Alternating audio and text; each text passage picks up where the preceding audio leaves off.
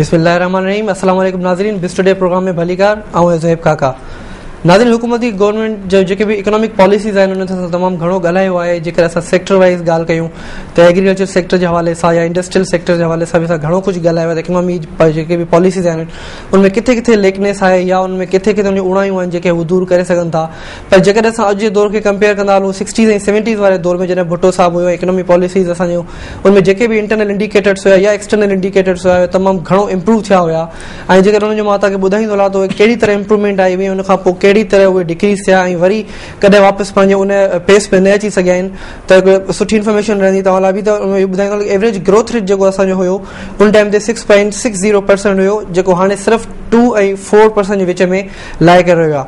उन खां पोइ agriculture growth में 5.12% जेको उन टाइम ते हुयो ऐं उहो एतिरी त पीक ते हलियो वियो जो 11.66% जो इज़ाफ़ो थियो ऐं जेको हर एनुअली यानी हर साल ते वधंदो रहियो 3.3% जे हिसाब सां. उन खां पोइ जेकर इंडस्ट्रीज़ जे हवाले सां मां ॻाल्हि कयां लार्ज स्केल मैन्युफैक्चरिंग जे हवाले सां त उनमें तमामु घणो भुट्टे साहब ज़ोर रखियो हुयो, जंहिंजो ग्रोथ रेट हुयो एनुअली 9.20%, जेको तमामु घणो वधियो. इंडस्ट्री जे सेक्टर खे तमामु घणो बूम बि मिलियो हुन टाइम ते. पॉवर्टी जी जेकॾहिं ॻाल्हि कयां त जेके उन टाइम ते poverty under the poverty line यानी गुरबत जी लकीर खां हेठि जेके माण्हू हूंदा आहिनि उन्हनि जो रेशो हुयो 46.53%, जेको घटिजी करे 40% ते आयो हुयो. काफ़ी सारा अहिड़ा मेजरमेंट्स उन्हनि वरिता हुया जो असांजे जेके बि इंडिकेटर्स उहे बहितर थिया हुया. एक्सपोर्ट जेका पाकिस्तान जी $114 मिलियन हुई उहा डबल थी चुकी हुई उन टाइम ते 338 यानी 338 मिलियन ताईं. ऐं एक्सपोर्ट में काफ़ी सारो असांजो वाधारो बि आयो हुयो एनुअली. जेका हुनजी पॉलिसी हुई, जेके पॉलिसी ते हुननि मेजर फोकस हुयो उहो नेशनलाइजेशन पॉलिसी. उन खां बाद में ईअं थियो जो जेका गवर्नमेंट 90s में आई, 90s में नेशनलाइजेशन पॉलिसी जे बिल्कुलु उबतड़ प्राइवेटाइजेशन पॉलिसी खे अपनायो वियो. इन सॼे मौज़ू ते ॻाल्हाइण लाइ असां पंहिंजे गेस्ट खे दावत ॾिनी आहे. रशीदुद्दीन राशिद साहब, welcome to the show sir. Sir JK so farmer senior vice president आहिनि Karachi chamber of commerce and industry जा. सर सबसे पहले तो मेरा आपसे क्वेश्चन यही रहेगा कि आपने ये फिगर सुनी भुट्टो साहब के दौर में जो काम हुआ हमारे इकोनॉमी के इंडिकेटर्स के ऊपर, चाहे वो एक्सटर्नल हो या इंटरनल हो, उनमें इतने ज़्यादा इजाफा भुट्टो साहब के आने से पहले हमारी आवाम की जो एक्सपेक्टेशंस थी वो काफ़ी थी, लेकिन उनके आने के बाद उनसे काफ़ी ज़्यादा उनको मिला. लेकिन इस गवर्नमेंट के आने से पहले भी आवाम की बहुत ज़्यादा एक्सपेक्टेशन थी इस गवर्नमेंट से, लेकिन उसके बिल्कुल ही अपोजिट हुआ. तो आप इसमें क्या फ़र्क समझते हैं उस टाइम के आवाम और गवर्नमेंट में, इस टाइम के आवाम और गवर्नमेंट में? Thank you very much. असल में जो आपने कंपैरिजन दिया है ये बहुत समझने का है और बिल्कुल आपने सही कहा कि भुट्टो साहब की जब गवर्नमेंट आई और जिस वक्त वो ये मुल्क छोड़ करके गए तो उस वक्त हमारी इकोनॉमिक एक्टिविटी बहुत बढ़ गई थी और आज उस पेस पे नहीं बढ़ी. उसका बुनियादी जो नुकता है वो ये है कि भुट्टो साहब की जो भी पॉलिसीज थी एग्रीकल्चर या इकोनॉमिक, उसमें पार्टिसिपेशन ऑफ वर्कर्स और किसानों का और मजदूर तबके का एक पार्टिसिपेशन था. सही. उस पार्टिसिपेशन की वजह से वहां पे एक एक्टिविटी हुई. जब तक किसी भी काम में अगर नंबर ऑफ पार्टिसिपेंट्स बढ़ जाएंगे और उनका इंटरेस्ट बढ़ जाएगा तो अल्टीमेटली वहां ग्रोथ रेट ज्यादा होगा. दूसरी सबसे इंपॉर्टेंट बात है कि भुट्टो साहब की गवर्नमेंट ने सबसे ज्यादा फोकस किया वो एग्रीकल्चर सेक्टर को किया. देखिए, हमारा मुल्क जब भी तरक्की के रास्ते में हम जाना चाहेंगे we will have to look into the agriculture sector, because Pakistan की तरक्की सिर्फ ग्रीन रेवोल्यूशन में है. दूसरी तरफ पावर सेक्टर है. उस वक्त हम जानते हैं कि भुट्टो साहब जो थे एक विजनरी लीडर थे. सही. उनकी तरक्की, उनके दौर की तरक्की के असरात सिर्फ 1989 में उनकी गवर्नमेंट को जाने के बाद नहीं खत्म हुए, बल्कि आज तक हम उससे फैज हासिल कर रहे हैं. और उन्होंने इस मुल्क को इतनी लॉन्ग टर्म प्लानिंग दी जिसमें कि सबसे ज्यादा अगर आप इंडस्ट्री की बात करते हैं तो उन्होंने इंडस्ट्री जो हैवी इंडस्ट्री थी उसकी तरफ उन्होंने फोकस किया. उन्होंने हमारे जो फॉरेन कंट्रीज के साथ हमारे ताल्लुकात खराब हो चुके थे, पाकिस्तान का जो इमेज 1970-71 की जंग के बाद खराब हो गया था, उस इमेज को बिल्डअप किया. उन्होंने एक खारजा पॉलिसी बनाई जिसकी वजह से पाकिस्तान के ऊपर दुनिया की अक़वाम ने भरोसा किया और हमें फिर एक्सपोर्ट के ऑर्डर्स मिले. पाकिस्तान टर्की रिलेशनशिप आप देख लीजिए, पाकिस्तान कोरिया रिलेशनशिप आप देख लीजिए, पाकिस्तान चाइना रिलेशनशिप आप देख लीजिए, पाकिस्तान गल्फ रिलेशनशिप देख लीजिए. आप ताल्लुकात देखिए पाकिस्तान के ईरान के साथ उस जमाने के, आप ताल्लुकात देखिए मिडल ईस्ट के साथ, आप सऊदी अरब के साथ देखिए, आप अफ्रीकन कंट्रीज के साथ उस वक्त जो अफ्रीका में जो उस वक्त युगेंडा का स्टेटस था, पाकिस्तान बहुत करीब था ईदी अमीन से, पाकिस्तान बहुत करीब था मोहम्मद कज़ाफी से. تو یہ تمام چیزوں نے مل کر کے پاکستان میں ایک ایکٹیویٹی جنریٹ کی کہ ہمارے پاس فورن بائرز بھی آئے، ہماری انڈسٹری بھی گروتھ کری اور ہماری ایگریکلچر بھی ساتھ ساتھ جو ہے وہ ترقی کری. صحیح.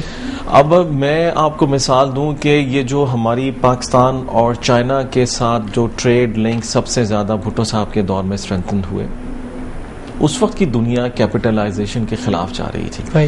اور آپ ہمیشہ ذہن میں رکھیے گا کہ کیپٹلزم ایک حد تک تو ایکٹیویٹ کرتا ہے پیسے کو، لیکن وہ اس کے بعد جا کے پیسے کو سارا کنورج کر دیتا ہے، ایک جگہ جمع کر دیتا ہے. آج بھی دیکھیے اس ملک میں یہی ہو رہا ہے، ایک ان کنٹرول کیپٹلزم ہے. اس کو میں یہی کہہ سکتا ہوں کہ وہی پالیسی جو پرائیویٹائزیشن کی طرف جا رہی ہے. جی، یہ جو پرائیویٹائزیشن کی جا رہی تھی کہ بھٹو صاحب نے جو نیشنلائزیشن کی، اس میں دو بڑے امپورٹنٹ سیکٹر تھے.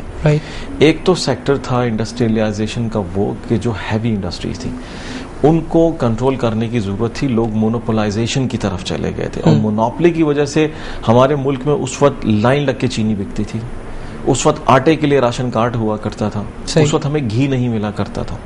تو وہ مونوپولائزیشن ختم کی. جبکہ دوسری طرف انہوں نے جو پبلک یوٹیلیٹی کے ڈپارٹمنٹس تھے اور پبلک یوٹیلیٹی کی جو چیزیں تھیں اس کو انہوں نے نیشنلائز کر کے سپلائی کرنے. آج اس کا الٹ ہوا. پبلک یوٹیلیٹی کا آئٹم ہے الیکٹریسٹی، وہ الیکٹریسٹی کو پرائیویٹائز کر دیا گیا. آج وہ نہ تو الیکٹریسٹی جنریٹ کر رہے ہیں، نہ وہ الیکٹریسٹی کی ڈسٹریبیوشن کر رہے ہیں طریقے سے، نہ اس انفراسٹرکچر خرچ کر رہے ہیں. ضرورت اس بات کی ہوتی ہے جو پبلک یوٹیلیٹی ہوتی ہے وہاں کہیں گورنمنٹ کو اپنا پیسہ انویسٹ کرنا پڑتا ہے. اگر سرکار کی وہ کارپوریشن ہوگی تو سرکار اپنی جیب سے کہیں سے بھی پیسہ انویسٹ کر دے گی. آج مسئلہ یہ کہ ہمارے جتنے پاور ڈسٹریبیوٹرز ہیں وہ اس نیٹ ورک میں اپنا پیسہ نہیں لگا رہا ہے، انویسٹ نہیں کر رہا ہے، انفراسٹرکچر نہیں بنا رہے، جس کی وجہ سے ہمیں یہ تمام کی تمام پرابلمس آ رہی. پاکستان میں دیکھیے ہر ملک کی ترقی میں ایک بنیادی خام مال ہے جو کہ اسٹیل ہے، لوہا ہے. آپ اپنے ارد گرد نظریں دوڑا لیجئے، آپ کے ہر چیز یا تو لوہے یا منرل سے بنی ہوئی ہوگی، یا لکڑی سے بنی ہوگی، یا پالیمر سے بنی ہوگی. پیٹرو کیمیکل انڈسٹریز ان کے زمانے میں شروع ہوئی. پاکستانی اسٹیل گو کہ بھٹو صاحب کے جانے تک وہ کمپلیٹ نہیں ہوا تھا، بوم پہ نہیں آیا تھا، لیکن پاکستان اسٹیل کا پروجیکٹ بھٹو صاحب نے دیا. ایک کوالٹی اسٹیل یہاں پر پیدا ہوئی. اور پاکستان رشیا کے ساتھ ایک جوائنٹ وینچر تھا. رشیا کے ساتھ اس وقت پاکستان کے حالات بہت اچھے تھے. آج رشیا کے ساتھ وہ تعلقات نہیں ہیں، اس وقت چائنا کے ساتھ اچھے تھے. پھر آپ پاکستان کی دوسری پورٹ بھٹو صاحب نے پورٹ قاسم کی صورت میں دی. بھٹو صاحب اس کے فروٹس اپنی زندگی میں نہیں دیکھ سکے، لیکن ان کی بیٹی محترمہ شہید بے نظیر بھٹو کے دور میں اس پورٹ نے ترقی کی اور ایک کمرشل پورٹ بنی. وہاں پہ کمرشل ایکٹیویٹیز آج ہو رہی ہیں. اسی بات کو فالو کرتے ہوئے بے نظیر بھٹو صاحبہ نے اپنے پچھلے دور حکومت میں کیٹی بندر پہ پورٹ کا سنگ بنیاد رکھا. یہ ویژنری لیڈرشپ ہے. آپ پاکستان اور چائنا کے درمیان اس وقت ایک شاہراہ ریشم ہوا کرتی تھی جو جگہ جگہ ٹوٹ پھوٹ کا شکار تھی. بھٹو صاحب نے اس شاہراہ ریشم کی ترقی جو کہ اب شاہراہ قراقرم کی صورت میں ہمارے درمیان پاکستان اور چائنا کی دوستی موجود ہے، اس وہاں پہ جو بارڈر بنا سست بارڈر، اس کی وجہ سے پورے ناردرن ایریاز میں ایک ترقی آئی. ناردرن ایریاز میں ایک ایکٹیویٹی جنریٹ ہوئی. چترال کی بات کر لیں، مطلب اس دور میں جو ترقی تھی ایک تو ریسٹرکٹڈ نہیں تھی ٹو سرٹن ایریا. پاکستان کے گاؤں دیہات، پاکستان کا ناردرن ایریا، ہمارے وہ علاقے جو نیم خود مختار ادارے تھے گلگت بلتستان چترال کے، وہاں پہ ترقی ہوئی. اور اس کے ساتھ ساتھ ہمارے جو اربن ایریاز تھے کراچی، لاہور، دوسرے شہروں میں ترقی ہوئی. بھٹو صاحب کے فلسفی یہ تھی کہ اس ملک میں جو پیسہ ہے اس کی تقسیم کر دی جائے. وہ زمانے میں سوشلزم جو کی بات تھی وہ کی جا رہی تھی، اور سوشلزم اپنی کسی نہ کسی فارم میں ہر دور میں موجود رہا ہے اور آج بھی موجود ہے اور آئندہ بھی رہے گا. اس لیے کہ جب تک آپ پیسے کو آپ تقسیم نہیں کریں گے اس کے مفاد لوگوں تک نہیں پہنچیں گے. آج آپ دیکھیے چینی اس ملک میں موجود ہے، سب جانتے ہیں، لیکن چینی لوگوں کی دسترس سے باہر ہے. چند لوگ ہیں جو اس کی پرائسز کو کنٹرول کرتے ہیں. آٹا اس وقت گندم سے لے کر کے آٹا اس ملک میں موجود ہے. اس وقت آج کی صورتحال میں ایک تو پچھلے سال کی جو گندم ابھی اسٹاکس میں پڑی ہے، پنجاب کے پاس پڑی ہے، سندھ کے پاس پڑی ہے، ٹی سی پی کے پاس پڑی ہے، پیسکو کے پاس پڑی ہوئی ہے، اور ابھی دوسری کراپ کی ہارویسٹنگ 15 مارچ سے سندھ میں شروع ہو چکی ہے. تو اتنی سرپلس گندم ہونے کے باوجود لوگوں کو آٹا جو ہے وہ میسر نہیں ہے سستا. تو یہ تمام چیزیں اس دور میں بھی تھیں. بھٹو صاحب نے ان سب چیزوں کو کرش کیا تھا اور ان چیزوں کو عوام کی دسترس میں پہنچایا تھا. صحیح. اچھا, اگر میں انٹرنیشنلی اس کے حوالے سے میں بات کرنا چاہوں کہ یہ بھٹو صاحب جیسے لیڈر جو اس ٹائم پہ بہت زیادہ ابھر کے سامنے آئے, ان کے کولیگس بھی تھے 3, اور جن جن کنٹریز میں وہ گئے تھے, انہوں نے ایک فارم کر رہے تھے وہ ایک بھائی کہ اسلامک کنٹریز جو ہیں وہ آپس میں مل کر کام کریں, ہمارے ایک سنگل اکنامی یونٹ ہونا چاہیے جیسے کہ ہمارا یورپین یونین ہے. اس لحاظ سے اگر آپ اس پہ کوئی کمنٹ کرنا چاہیں کہ اگر وہ سب کچھ ہوتا تو ہماری اکنامی کہاں پر ہوتی, کیا ہم یورپین یونین سے بھی آگے ہوتے؟ بہت اچھی آپ نے توجہ دلائی. بھٹو صاحب نے 3 بنیادی کام اس سلسلے میں کیے. ایک تو ریجنل جو تعلقات تھے regional countries with China and Russia, وہ ایک ریجنل بات ہوگی. اس کے علاوہ بھٹو صاحب نے تھرڈ ورلڈ کا ایک کانسیپٹ دیا تھا. اس وقت دنیا بائی پولرائزڈ تھی, اس میں ایک امریکن بلاک تھا, ایک رشین بلاک تھا. بالکل. بھٹو صاحب نے ایک تھرڈ ورلڈ ان لوگوں کا کانسیپٹ دیا جو مڈل آرڈر آپ کہیں کنٹریز تھیں اور جو دونوں پولرائزیشن کا شکار نہیں ہو رہی تھی. تو وہ ایک کانسیپٹ تھا. اور تیسرا ایک بلاک وہ بنانے جا رہے تھے جو اسلامک کنٹریز کا بلاک تھا. آج بھی اس چیز کی ضرورت ہے بالکل کہ ہم اپنی پروڈکٹ کو اگر اپنی ریجن میں مارکیٹ کریں گے تو اس پہ کاسٹ کم آئے گی اور ہم زیادہ بہتر طریقے سے اپنے ایک دوسرے کے مسائل کو اور اپنے ایک دوسرے کی ٹریڈ کو ترقی دے رہے ہوں گے. انڈیا کے ساتھ بھٹو صاحب, حالانکہ پاکستان انڈیا ایک وار سے گزر چکا تھا, لیکن جب بھٹو صاحب اس ملک کو چھوڑ کے گئے تو پاکستان اور انڈیا کے ساتھ پاکستان کے بہت اچھے تعلقات پیدا ہو گئے تھے اور وقت قریب تھا کہ ہمارے درمیان ٹریڈ شروع ہو گئی ہوتی. پاکستان اور انڈیا کے درمیان ٹریڈ دونوں ملکوں کے لیے تو فائدہ مند ہے, لیکن میں یہاں آپ سے بتاؤں کہ پاکستان کے لیے زیادہ فائدہ مند ہے, اس لیے کہ آج انڈیا کی پاپولیشن 1 بلین ہے, 1 ارب. ہمارے لیے ہماری پروڈکٹ کی مارکیٹ 1 بلین ہوگی, جبکہ انڈیا کی پروڈکٹ کی مارکیٹ صرف 18 کروڑ ہوگی. تو دیکھا جائے تو پاکستان انڈیا بزنس میں فائدہ پاکستان کا ہے, پاکستان کو بڑی مارکیٹ ایکسس ملے گی. پھر رشیا کے ساتھ تعلقات, پھر ایران چائنا کے ساتھ تعلقات جو بنائے, تو اب اگر پاکستان رشیا جو اس وقت کا USSR تھا اور چائنا اگر آپ بنا لیں تو اس وقت بھی دنیا کی یہ 3 بلین سے زیادہ پاپولیشن کی مارکیٹ تھی. تو ایک بلاک تو بھٹو صاحب نے وہاں پہ کام کیا, اور پھر مسلم کنٹریز میں ایز پاکستان کو ایز اے لیڈر بنایا, ایز اے ٹیم لیڈر بنا کر کے پیش کیا. تھرڈ ورلڈ میں Pakistan was playing a leading role. تو یقیناً جب آپ اس قسم کے بلاکس کو اسٹیبلش کریں گے تو آپ کے درمیان الٹیمیٹلی اکنامک ٹائز اچھی ہوں گی. اور میں سمجھتا ہوں اگر وہ تمام خواب شرمندہ تعبیر ہو جاتے تو آج پاکستان اور پاکستان کی تمام ریجنل کنٹریز جو ہیں وہ بہت آگے جا چکی ہوتی ہے. ٹرکی کے ساتھ میں آپ سے عرض کروں کہ بھٹو صاحب کی آج بھی بڑی عزت ہے ٹرکی میں, آج بھی وہ لوگ یاد کرتے ہیں, اس لیے کہ جو بردرلی ریلیشن بھٹو صاحب نے ٹرکی کے ساتھ اسٹیبلش کیے اس کو آج تک جو ہے وہ اپریشیٹ کرتے ہیں, اور ٹرکی پاکستان کے ساتھ بزنس کرنے کے لیے ہمیشہ جو ہے وہ آمادہ رہتا ہے. اچھا, آپ نے بات کی بائی پولرائزیشن کی, جس کے بعد وہ شفٹ ہو گئی یونی پولرائزیشن ہو گیا, اور ابھی جو کرنٹلی سچویشن چل رہی ہے وہ ڈیفینیٹلی وہی سچویشن چل رہی ہے. ایک ہی یہاں پہ اکنامک لیڈر ہے, ایک ہی یہاں پہ اگر میں یہ کہوں گی طاقت ہے.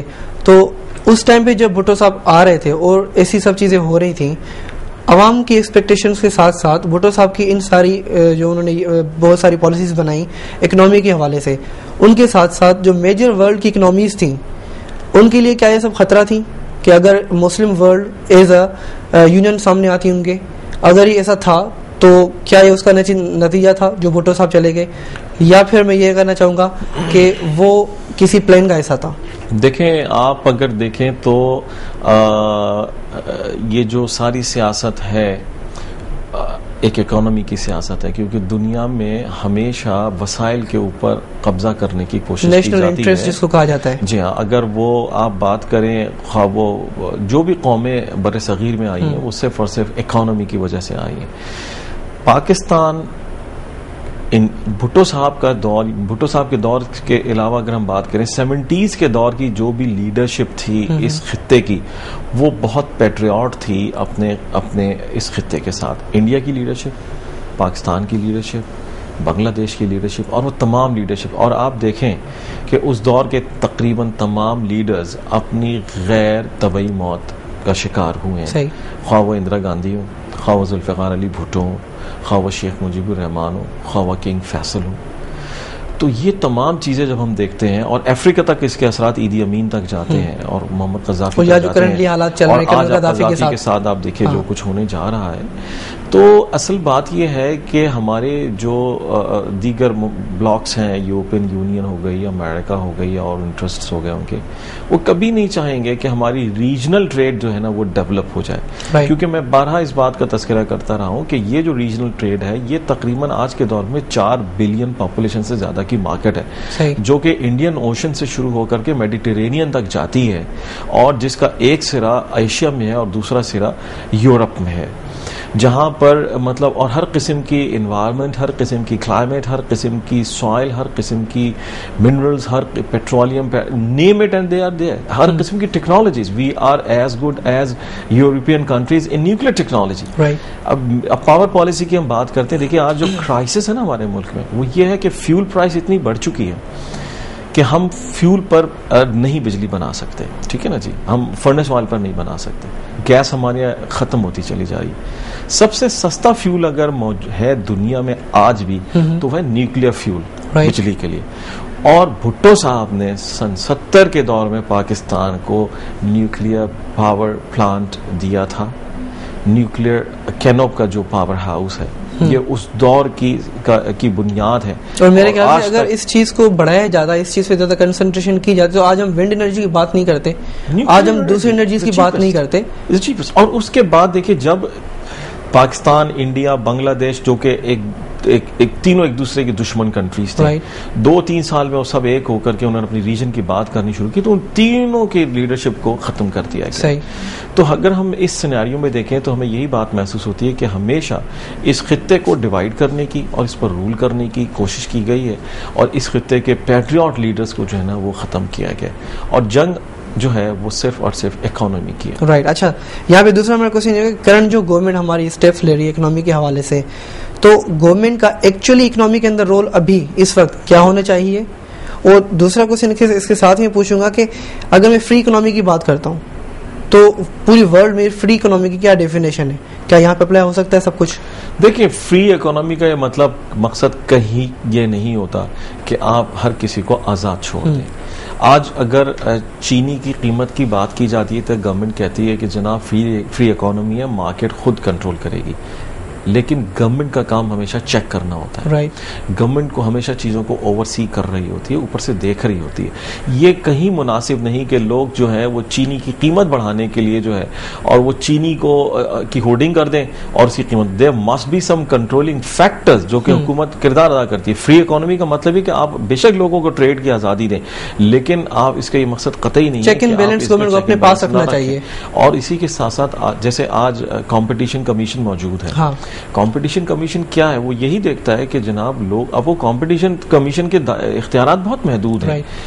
سیمنٹ کا مسئلہ ہے، سیمنٹ کا کارٹل بنا لیا جاتا ہے، لوگ اپنی پروڈکشن آدھی سے بھی کم کر دیتے ہیں اور سیمنٹ کی قیمتیں بڑھا دیتے ہیں. تو یہ فری اکانومی دنیا میں کہیں بھی جو ہے اس طرح نہیں کی جاتی. تو اس کا ہمیشہ چیک اینڈ بیلنس ہونا چاہیے، جو یہ گورنمنٹ نہیں کر رہی اور انہوں نے کھلے اختیارات دے دیے ہیں. اچھا، اس کے ساتھ اس گورنمنٹ کی جو معاشی پالیسی ہونی چاہیے اس کا گورنمنٹ کا بنیادی کردار یہ ہونا چاہیے کہ اس کو اکانومی کو گرو کرنے کے لیے انوائرمنٹ دینی چاہیے. اگر آپ زیادہ اس میں بیریئرز لگائیں گے، زیادہ رکاوٹیں پیدا کریں گے تو اکانومی گرو نہیں کرے گی. اب وہ رکاوٹیں آپ پیسے کی فراہمی کے حوالے سے کر سکتے ہیں کہ جناب اگر آپ ایزی منی لینڈنگ نہیں کریں گے تو بھی رکاوٹ آئے گی. اگر آپ ریگولیشن اگر آپ اس میں مناسب نہیں کریں گے تو بھی جو ہے وہ پرابلم آئے گی. اگر آپ لیبر کو، اگر آپ ورکرز کو وہ فیسیلیٹیٹ نہیں کریں گے تو وہ پھر اس طریقے سے کام نہیں کریں گے. تو بہت ساری چیزیں ہیں جو کہ اس میں دیکھنے کی ضرورت ہے. اور انفارچونیٹلی کیونکہ ہمارے یہاں ڈکٹیٹرشپ لانگ ٹائم رہی ہے تو اس میں انہوں نے عوام کی رائے کو کوئی اہمیت نہیں دی ہے. عوام کی رائے کا مقصد یہ کہیں نہیں ہے کہ آپ کسی جلسے جلوس والے کو اہمیت دیں، بلکہ اگر کوئی بزنس کمیونٹی کوئی بات کہہ رہی ہے، بزنس لیڈرز کوئی بات کہہ رہے ہیں، اگر ٹریڈرز کوئی بات کہہ رہے ہیں تو ان کو اس بات کو سمجھنا چاہیے. اور یہ بھٹو صاحب نے خوبی تھی، بھٹو صاحب ہمیشہ گراؤنڈ لیول پہ جا کر کے بات کرتے تھے. میں تو یہاں پہ یہ بھی کہنا چاہوں گا کہ اگر state bank of Pakistan policy بنا رہی ہے مانیٹری پالیسی، تو وہ اپنے ہی بندوں کے ساتھ ایک کمرے میں بیٹھ کے بند کمرے میں پالیسی بنا کے بیٹھ دیتی تھی. نہ کہ وہاں پہ انڈسٹریلسٹ ہوتا ہے, نہ کہ وہاں پہ بزنس مین ہوتا ہے جن کے یہ پالیسیز بنتی ہیں. تو یہاں تک یہ المیہ ہمارے گورنمنٹ کا ہو چکا ہے. بلکہ میں تو یہ کہتا ہوں کہ انڈسٹریلسٹ بزنس مین ان چیزوں میں ہونے چاہیے جن کے لیے یہ پالیسیز ایکچولی بن رہی ہیں. بہت ضروری ہے اس بات کا ہونا. اور یہ کہ دیکھیے کمپٹیشن ہمیشہ الاؤ کرنا چاہیے. اس وقت میں آپ کو بتاؤں جس قدر مونوپلائزڈ یہاں پر پاور سیکٹر ہو گیا, آپ دیکھ رہے ہیں کہ KSE کا کیا رویہ ہے. صحیح. کہ وہ سوئی سدن گیس اسے گیس دیے جا رہی ہے اور وہ گیس کے علاوہ بجلی بنانے پر تیار ہی نہیں ہے. اب انہوں نے اوپنلی کہنا شروع کر دیا کہ جناب ہمیں فرنس آئل کی بجلی جو ہے وہ مہنگی پڑتی ہے, ہمیں تو اتنا نفع, لیکن اپنے نفع کی تفصیل نہیں بتاتے. تو یہ بھی ایک طرح کی مونوپولائزیشن ہے. اور میں سمجھتا ہوں اس ملک میں ڈی نیشنلائزیشن کا سب سے بڑا المیہ یہ ہے کہ اب ان کنٹرولڈ ڈی نیشنلائزیشن کی جا رہی ہے. پبلک یوٹیلیٹی کے ڈپارٹمنٹس کو ڈی نیشنلائز کیا جا رہا ہے اور روڈز کو ڈی نیشنلائز کیا جا رہا ہے. ابھی بات ہو رہی ہے کہ ریلوے کی ڈی نیشنلائز کرنے کی بات. دیکھیے اس ملک میں بہت سارے مفادات ہیں جو کہ ہم ان آرگنائزیشن سے وابستہ ہیں. ہم NLC نے جو ہے وہ اور چند روڈ ٹرانسپورٹرز نے اس چیز کو ہائی جیک کر لیا اور ریلوے کو ناکام بنانے کی کوشش کر رہے ہیں. حالانکہ ریلوے دنیا میں ہر جگہ ایک ٹرانسپورٹ کا ایک بہت سستا, سہل اور آسان طریقہ ہے اور پروفیٹیبل بھی ہوتا ہے. اور ریلوے کا دیکھیے صرف اور صرف سسٹم چلانے کی بات ہے. ریلوے کا نیٹ ورک آج بھی موجود ہے اور کل بھی جو اس ریلوے کو استعمال کرے گا وہ اسی نیٹ ورک کو, اسی ریلوے لائن کو, ریلوے ٹریکس کو استعمال کر رہا ہوگا, انہی ویگنز کو استعمال کر رہا ہوگا.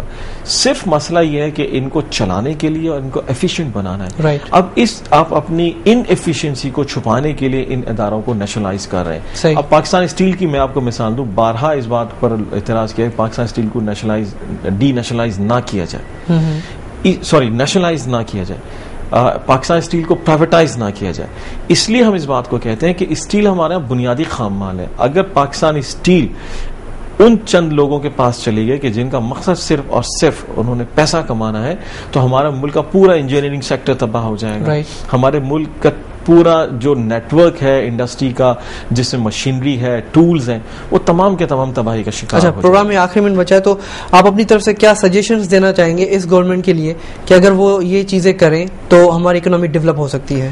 ہماری گورنمنٹ کو ایک لانگ ٹرم پالیسی بنانی پڑے گی, ایگریکلچر سیکٹر کی طرف کام کرنا پڑے گا اور فوری طور پہ ایگریکلچر انڈسٹری کو ڈیولپ کرنا پڑے گا اور وہاں پر اس کو پوری توجہ دینی چاہیے. دوسری طرف ان کو پاور سیکٹر میں ریگولیشنز کرنی چاہیے ہیں اور پاور سیکٹر میں کمپٹیشن ختم کرنے کے لیے آسانیاں پیدا کرنی چاہیے کہ وہ نئے پاور یونٹس آئیں, ان کو ڈسٹریبیوشن کی پرمیشن ملنی چاہیے اور نئے یونٹس کو کہیں نہ کہیں گورنمنٹ کو کچھ انسینٹیوز دینے پڑیں گے. Thank you very much for joining us today.